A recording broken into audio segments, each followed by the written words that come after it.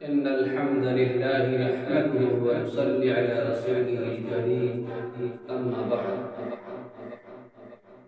میرے عزیز دوستو، حضور پاک صلی اللہ علیہ وسلم نے ارشاد فرمایا ایک حدیث میں، فرمایا رب کاسیات عاریات صنفان لم ارہما، یعنی اس حدیث میں آقا جہاں صلی اللہ علیہ وسلم نے ارشاد فرمایا کہ دو ایسی قسم ہیں جن کو میں نے نہیں دیکھا، دو ایسے لوگ ہیں جن کو میں نے نہیں دیکھا، دو قومیں ہوں گی، دو قسم ہوں گے، وہ ہمارے زمانے میں نہیں ہیں، آنے والے زمانے میں پائے جائیں گے۔ وہ دو قسم کے لوگ کون ہوں گے؟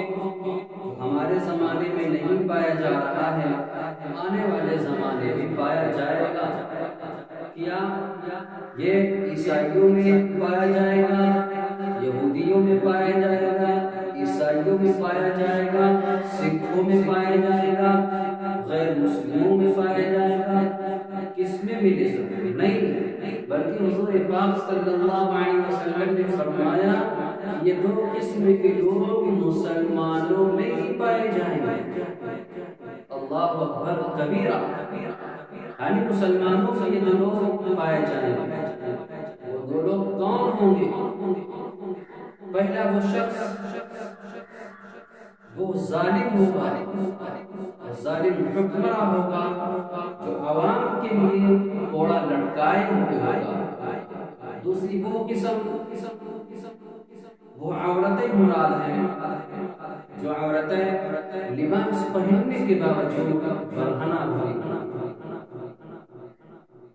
یعنی لباس پہنے ہی ہوں گے لیکن پہننا اور نہ پہننا یہ برابر ہوگا۔ اتنا ٹائٹ، اتنا چست، اتنا باریک، ان کا نشیب و فراز اس سے ظاہر ہوگا، اتار چڑھاؤ ظاہر ہوگا، اندر کا جسم ظاہر ہوگا، ان کا اعضاء ظاہر ہوگا۔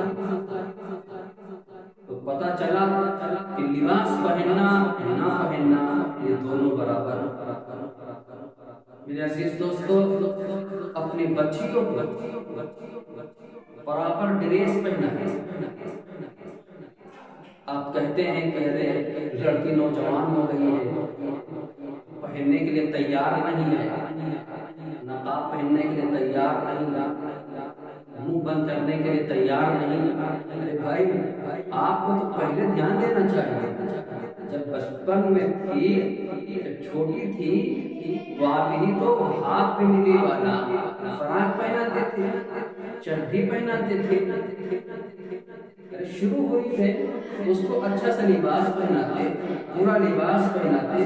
اسی کے مقابلے میں آپ اپنے لڑکے کو بڑھیا سا ڈریس، بڑھیا سا پینٹ پہناتے ہیں، لیکن لڑکی کا حال یہ ہے کہ آپ ہاف پہناتے، ہاف پنڈلی پہناتے ہیں، اندر چڈی پہناتے ہیں۔ جب یہاں سے آپ نے عادت اس کی خراب کر دی ہے، جب بڑی ہوگی تو وہ نقاب اوڑھے گی، وہ اسکارف باندھے گی، کھلا ٹہلے گی، اور اسی کے مقابلے میں آپ اپنی لڑکی کو بڑھیا سا جو ہے لباس پہناتے ہیں، اچھا سا کوٹ پینٹ پہناتے ہیں، اچھا سا کرتا پائجامہ پہناتے ہیں۔ لیکن بہن کا حال، لڑکی کا حال یہ ہوتا ہے، تو غلطی تو آپ نے کی ہے، اس کا وبال کس کے اوپر ہوا؟ آپ پر ہوا۔ اس لیے اپنی بچیوں پر دھیان دیجیے، اپنی بچیوں کو پورا ڈریس پہنا ہے، یہ نہیں کہ کسی سے چڈی وغیرہ مانگ لے اور بچی کو پہنا دے۔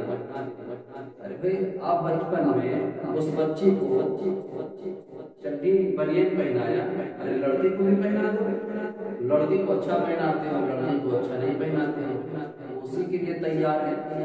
آپ اس کی عادت بنائیں، اس کو اچھی تعلیم دیجیے، اچھے لوگوں کی صحبت میں اسے رکھیے گا، اچھی عورتوں کے پاس اس کو بیٹھنے دیجیے، اچھی تعلیم ہونی چاہیے، اس کی اچھی تربیت ہونی چاہیے، تب جا کے وہ ایک شریف بنے گی۔